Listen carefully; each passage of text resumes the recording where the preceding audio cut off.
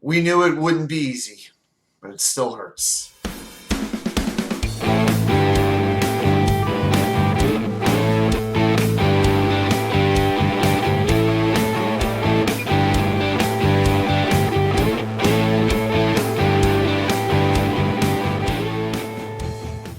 Well. Welcome back to New York Sports WickerMedia. I'm Watt2K99. Thank you, as always, for taking the time to watch these videos. So the Jets fall in a very frustrating, close, yet aggravating game to the Buffalo Bills, 20-12. And with that loss, you can kiss their AFC East hopes goodbye. The only shot now is to get the wild card, and to be honest, at this point, it's going to be the last wild card spot if the Jets have any chance to make the playoffs. So we're going to talk a little bit about the game.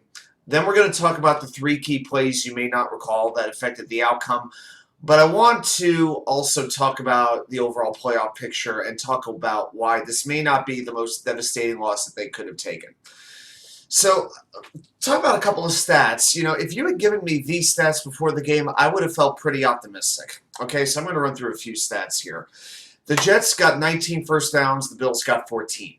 The Jets had 309 total yards. The Bills had 233. Time of possession. The Jets had the ball for almost 35 minutes. The Bills just 25 minutes. Third downs. I talked so much about third downs. I said it would be a pivotal stat to determining the outcome of the game. Well, the Jets went 8 for 17 on third downs on offense. I know it seems hard to believe, but they really did. They converted 8 third downs. The Bills just 2 for 13. It was amazing. The Jets absolutely dominated on third downs, but what does it come down to? To me, there are two things in this game that just get me more than anything else. I'm not talking about individual plays, but just general tendencies. One is obvious, the turnovers. The Jets turned the ball over twice, and I felt to win this game, the Jets would have to be +2 on the turnover margin, and they were -2. That really took a lot out of them, but the thing for me that I just cannot get over is this offensive line. They allowed 21 pressures over the course of the game. The Jets only had 47 pass attempts. They were pressured on nearly 50% of their dropbacks. You know, I've been trying to evaluate Mike White, not for the rest of this season. It's not about the season for me. It's about going forward. It's about figuring out what to do in free agency, what to do in the draft. You know, should it be a two-way competition, a three-way competition to determine who the starting quarterback should be in 2022? And I felt this game against a really good defense like Buffalo would be a really good barometer to figure out where Mike White is. I can't evaluate it. I can't evaluate his performance. He did what he could considering the circumstances he had to work with. And I got to give him some credit, you know, for having the chutzpah to stay in that game despite having to go to the hospital with rib injuries after the game ended. Okay? Mike White is going to start Sunday against the Detroit Lions. I'm happy to hear that, but I will say this. I don't want Joe Flacco backing up. He needs to be deactivated. Zach Wilson should be back as the backup quarterback. I don't care what the media says about it. They want to run their narratives. So Mike, hypothetically, Robert Saleh, hypothetically, if Mike throws this many incompletions, at what point will you play Zach? What will it take for Zach to get in? So shut up. All right, Mike White is the starting quarterback on this team. But if something were to happen to him, if he gets hurt, I cannot watch Joe Flacco anymore. There are corpses who have more mobility than Joe Flacco at this point, okay? So that's something that I need to see. Now, let's talk for a moment about the three key plays you might not recall that affected the outcome of this game. All right, so play number one. We're going to talk about when the Jets had the ball. It's late in the first quarter, 2 minutes and 26 seconds left to go. And Braxtonberrios has just returned a punt. And by the way, how bad was Braxtonberrios in this game? Oh, my goodness. Aside from that one catch, that one beautiful catch that he had, I don't know what's going on in the head of Braxtonberrios. Maybe he and Sophia need a little break from each other. Or I don't know what it is, but Berrios is just not playing well at all. But Berrios gets a 10-yard punt return, and the Jets start this drive in Buffalo territory. And considering their first two drives had started inside the 10, this was pretty exciting. It's still nothing. You want the Jets to get ahead of the game, get that first score on the board. It can go a long way. Well, the very first play of the drive, Zach Wilson takes a sack from Greg Rousseau for a loss of 9 yards. The first sack Rousseau has had since week 3. And that killed that drive immediately. It went absolutely nowhere. Jets have to punt it away. That's play number 1.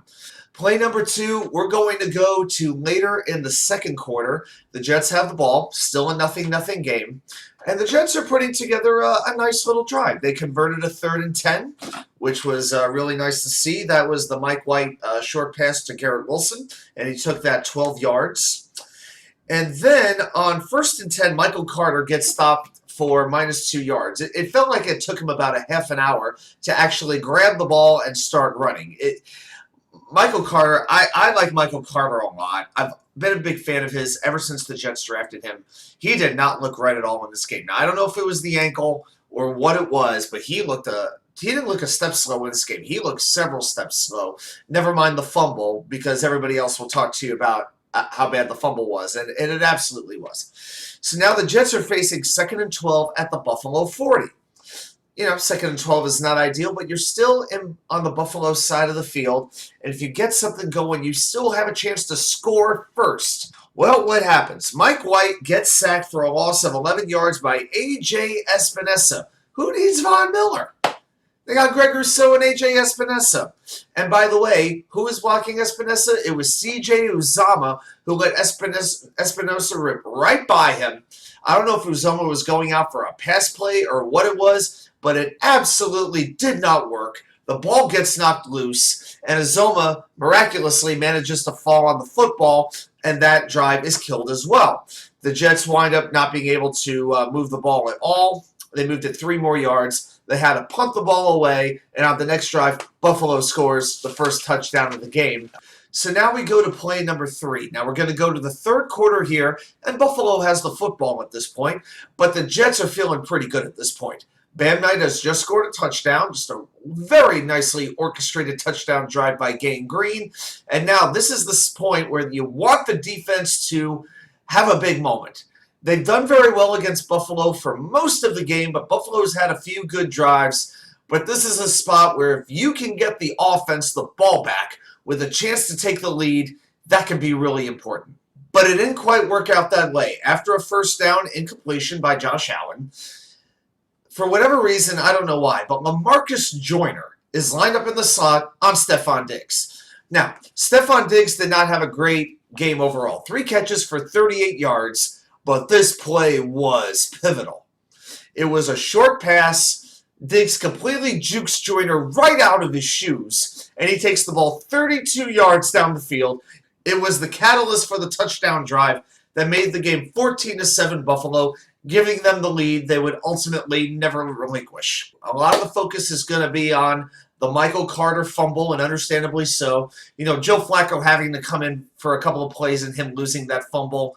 It was brutal, but then again, let's be honest. The offensive line was down to bare bones at this point. Mike Remmers was in at right tackle, and he gave up the pressure. So I'm not as upset with Flacco as I am with Mike Remmers on that play. And for me, even though the Jets did have a chance to drive down the field and maybe tie the game with a touchdown and a 2-point conversion, for me, once Michael Carter fumbled the ball, you really had to feel their best chance had evaporated at that point. So it's incredibly disappointing. I got to be honest, this is crazy to say maybe, but I don't understand why James Robinson wasn't active. On a snowy, windy day, maybe a little bit more of a power running back would have worked well.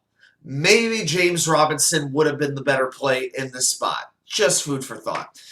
Now, all in all, I came on earlier this week and I said if the Jets just beat Detroit and Jacksonville, there was a very realistic chance that they could still make the playoffs. Well, at this point, I don't think there's a better chance than the 7th seed. Baltimore and Cincinnati are not showing signs of slowing down. Baltimore beating Pittsburgh today, even without Lamar Jackson, and then without Tyler Huntley. They had Anthony Brown in at quarterback.